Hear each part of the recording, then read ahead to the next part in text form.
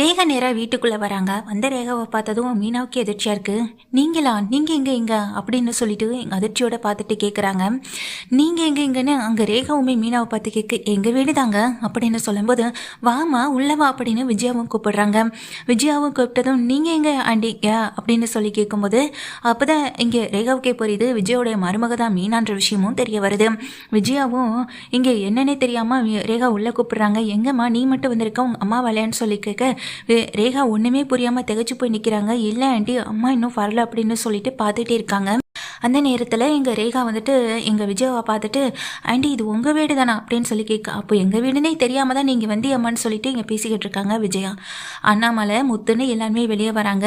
ஏங்க இது நம்ம சத்யா வேலை பார்க்குறால அங்கே இருக்க அப்படின்னு சொல்ல வரும்போது, என்ன சொல்கிற, சிந்தாமணியோடைய பொண்ணு தான் இவங்க, அதுவும் என்னுடைய கிளாஸ்க்கு கொஞ்ச நாள் வந்த பொண்ணு தான், இது எனக்கு தெரியாதான்னு சொல்லும்போது, சிந்தாமணி தான் அம்மாவான்னு கேட்குறாங்க.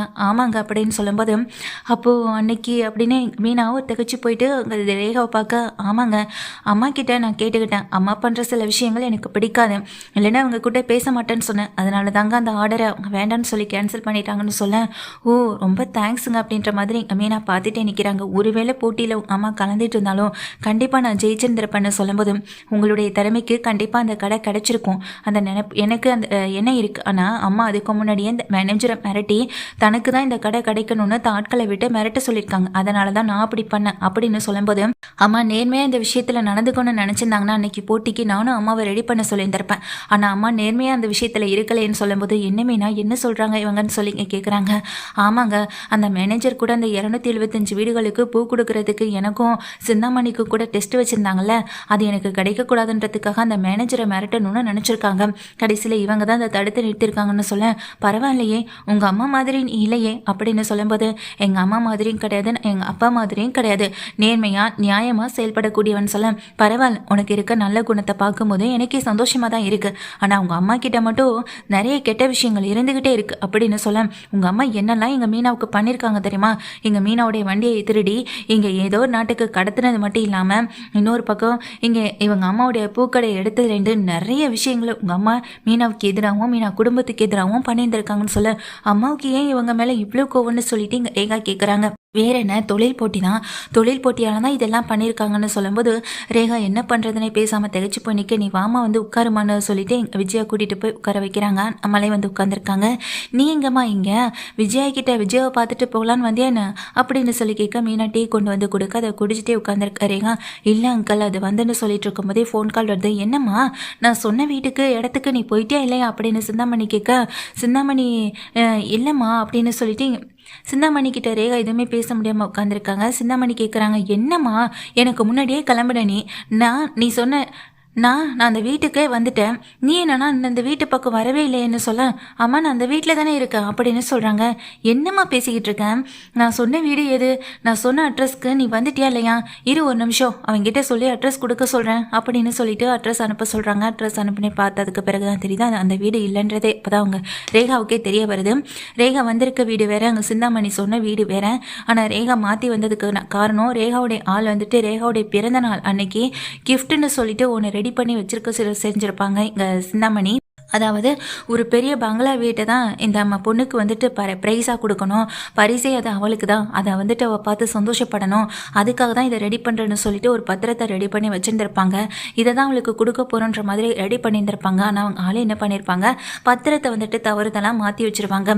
அந்த வீட்டு பத்திரத்துக்கு பதிலாக விஜயோட வீட்டு பத்திரத்தை அதில் வச்சதும் அந்த வீட்டு அட்ரஸை தான் கண்டுபிடிச்சி இங்கே வரவும் செஞ்சுருப்பாங்களே தவிர்த்து, இப்போ மாறி போனதுனால சிந்தாமணி தான் சிக்கிக்கவும் செஞ்சுட்டாங்க.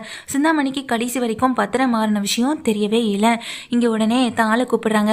யோ என்னடா வீட்டு பத்திரத்தை பிள்ளைகிட்ட கொடுத்தியா இல்லையா அப்படின்னு சொல்லி கேட்க, கொடுத்துட்டாக்கா, இப்போ அதுவும் இல்லாமல் பிறந்த நாள் பரிசா இன்னைக்கு கொடுக்க முடியல, அதனால அம்மா இதை உங்ககிட்ட கொடுக்க சொல்லிச்சுன்னு சொல்லி கொடுத்துட்டாக்கா, ஆனால் பாப்பா தான் இன்னும் வந்து சேரலன்னு சொல்லிட்டு இருக்கும்போது, என்னது வீட்டு பத்திரத்தை பிள்ளை கையில் கொடுத்தாச்சு, அதே நேரம் ரேகா பார்த்து சந்தோஷப்பட்டுட்டு வீட்டுக்கே ஓடி வந்திருப்பான்னு பார்த்தா இன்னும் வரக்கானுமே அப்படின்னு சந்தேகத்தோட இங்கே சிந்தாமணி நின்றுட்டு இருக்காங்க. அப்போ தான் அங்கே நின்றுட்டு உட்காந்துருக்க வந்துட்டு ரேகா கிளம்பி நின்று, ஆமாம் அங்கிள், இந்த வீட்டை நீங்கள் விற்க போகிறீங்களா என்ன அப்படின்னு சொல்ல, என்னம்மா பேசுகிறேன், இந்த வீட்டை நாங்கள் எதுக்கு விற்கணும், அதெல்லாம் எங்களுக்கு எந்த விதமான எண்ணமும் இல்லை அப்படின்னு சொல்ல, அப்போ இந்த வீட்டோட பத்திரம் எங்கே இருக்குன்னு சொல்லி கேட்குறாங்க. அது பேங்க்ல இருக்குது அப்படின்னு முத்து சொல்ல, பேங்க்லையா அப்படின்னு அதிர்ந்து போங்க. ஆமாம் அது பேங்க்ல தான் இருக்குன்னு எங்கள் விஜயாவும் பொய் சொல்கிறாங்க. பொய் சொல்லாதீங்க ஆண்டி அப்படின்னு சொல்ல, நாங்கள் ஏமா பொய் சொல்ல போகிறோம், எங்கள் வீட்டு பத்திரம் பேங்க்ல தான் இருக்குது அப்படின்னு சொல்ல, பேங்க்ல இருக்க பத்திரம் எப்படி எங்கள் அம்மா கிட்ட வந்துச்சு அப்படின்னு சொல்லும்போது, என்னம்மா சொல்கிறேன்னு விஜயாவை கேட்குறாங்க. முத்து அண்ணாமலைன்னு எல்லாருமே ரேகாவை பார்த்து கேட்க, ஒரு நிமிஷம் அப்படின்னு சொல்லிட்டு தன் பேக்கில் இருக்க பத்திரத்தை எடுத்து கொடுக்குறாங்க. அப்போ இந்த வீடு நீங்கள் இன்னும் விற்கிற மாதிரியான ஐடியாவே இல்லையா, அப்படி அந்த ஐடியா இல்லாதப்போ அம்மா கிட்ட இந்த பத்திரம் எப்படி போணுச்சுன்னு சொல்லிட்டு இதை கொடுக்க, அண்ணாமலையும் முத்தும் அதை வாங்கி பார்த்துட்டு ஆமாம் இது நம்ம வீட்டு பத்திரம் தான் சொல்லி கன்ஃபார்ம் பண்ணிக்கிறாங்க.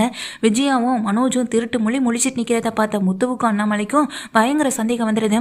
உண்மையை சொல்லடா அப்படின்ற மாதிரி முத்து வந்துட்டு நேராக மனோஜோட சட்டையை பிடிச்சி கேள்வி கேட்குறாங்க.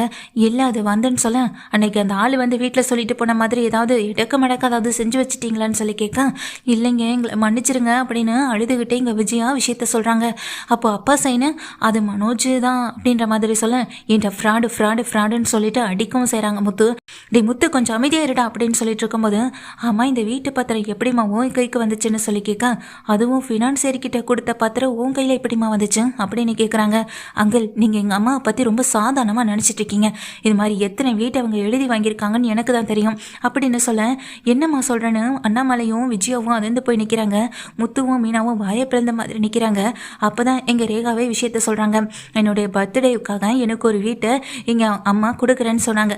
ஆனால் எனக்கு அதில் துளி கூட விருப்பம் இல்லை. ஒருவேளை அந்த வீடு என் கைக்கு வந்தாலும் அதை உரியவங்க கிட்ட ஒப்படைக்கணும்னு நினச்சி தான் அதுக்கு நான் சரின்னு ஒத்துக்கவும் செஞ்சேன். பிறந்த நாளுக்கு கொடுக்க வேண்டிய பரிசா இப்போ கொடுக்க முடியாத காரணத்தினால இப்போ அந்த வீட்டை எனக்கு தரேன்னு சொல்லி வீட்டு பத்திரத்தையும் எனக்கு அனுப்பிவிடவும் செஞ்சாங்க. ஆனால் அம்மா சொன்ன வீடு வேற, எனக்கு கிடைச்ச பத்திரம் வேற. அப்போ பத்திரம் மாறி இருக்கு அப்படின்னு எங்கள் ரேகாவும் சொல்ல, என்னம்மா சொல்கிறேன், உங்கள் அம்மா நீங்கள் நினைக்கிற மாதிரி எங்கள் அம்மா சாதாரண ஆள் கிடையாது ஆண்டி.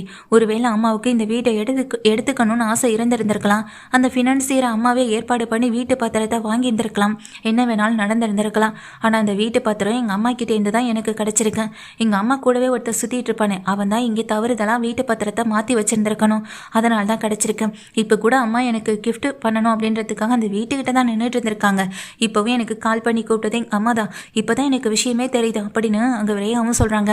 முதல்ல இந்த பத்திரத்தை நீங்களே வச்சுக்கோங்க அங்கள் அப்படின்னு அந்த பத்திரத்தை கொடுக்கவும் செய்கிறாங்க. ஒரு நிமிஷம் இருங்க அங்கள் அப்படின்னு சொல்லிட்டு அம்மாவுக்கு ஃபோன் பண்ணி, நீங்கள் விஜய் ஆண்டி வீட்டுக்கு உடனே கிளம்பி வாங்கன்னு சொல்லி, இப்போ எதுக்குமா நீ அங்கே போனேன்னு சொல்லிட்டு சிந்தாமணி கேட்குறாங்க. நீங்கள் ஃபர்ஸ்ட் வாங்கம்மா அப்படின்னு சொல்லிட்டு சொல்லவும் செஞ்சுட்டு ரேகா கால் கட் பண்ணிடுறாங்க.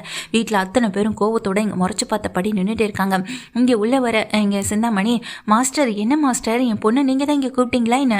நான் என் பொண்ணுக்காக ஒரு பெரிய கிஃப்ட் ஏற்பாடு பண்ணி வச்சிருந்தேன், அது கொடுக்கலான்னு தான் என் பொண்ணை நான் வரவழைக்கலான்னு பார்த்தா அதுக்குள்ளே என் பொண்ணு இங்கே ஃபோன் பண்ணி என்ன வர சொல்கிறான். என்னம்மா என்ன விஷயம்? இப்போ தான் மாஸ்டர் அங்கே இங்கே கிளாஸ் எல்லாம் நடத்துறது இல்லையே, ஒருவேளை கிளாஸ்க்கு எதுவும் வந்தியாமா அப்படின்னு சொல்லிட்டு சிந்தாமணி கேட்குறாங்க. போதும் சிந்தாமணி, உங்கள் நடிப்பை இதோட நட்டிக்கோங்க அப்படின்னு சொல்ல, என்னாச்சு அப்படின்னு சொல்லி இங்கே கேட்குறாங்க. இங்கே உடனே ரேகா சொல்கிறாங்க, அம்மா எனக்கு பர்த்டே கிஃப்ட் கொடுக்கணும்னு நினச்சதெல்லாம் சரிதான், ஆனால் நீங்கள் கொடுத்த கிஃப்ட் தான் இங்கே தப்பாக போச்சு.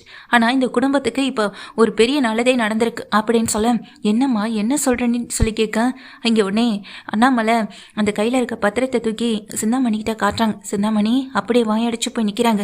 என்ன சிந்தாமணி ரொம்ப அதிர்ச்சியாக இருக்கான், இது எங்கள் வீட்டு பத்திரம் தான் அப்படின்னு சொல்ல, இந்த வீட்டு பத்திரம் எப்படி உங்ககிட்ட வந்துச்சுன்னு சொல்லி கேட்குறாங்க.